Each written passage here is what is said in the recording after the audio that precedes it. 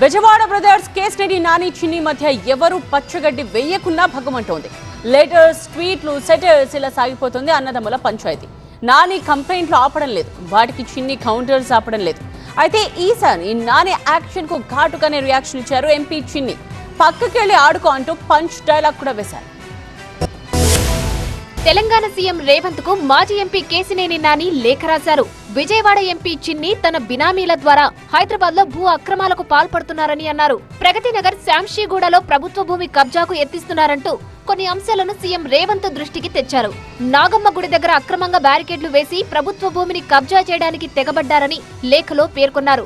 ఎక్సెల్లా properties పేరుతో చేస్తున్న భూ కుంభకోణాలు, అక్రమ కట్టడాలను హైడ్రా సాయంతో అడ్డుకోవాలని కోరారు. ఎంపీ చిన్ని సహా మరికొంతమంది సిండికేట్ గా మారి ఐటీ పార్క్ కోసం టీజీఐఐసీ కేటాయించిన 112 ఎకరాల ప్రభుత్వ భూమిని అక్రమంగా చేజిక్కించుకోవడానికి ప్రయత్నిస్తున్నారని కూడా నాని లేఖలో ఆరోపించారు. అన్న ఆ రేంజ్ లో ఆరోపిస్తే తమ్ముడు తగ్గుతాడా? తమ్ముడు కూడా అదే రేంజ్ లో కౌంటర్ ఇచ్చారు. ఈర్ష్యా ద్వేషంతో నాని రగిలిపోతున్నారంటూ చిన్ని ఫైర్ అయ్యారు. ఇంతకంటే దిగజారవని అనుకున్న ప్రతిసారి అంతకు మించి దిగజారుతూనే ఉంటావంటూ నానిపై కామెంట్ చేశారు.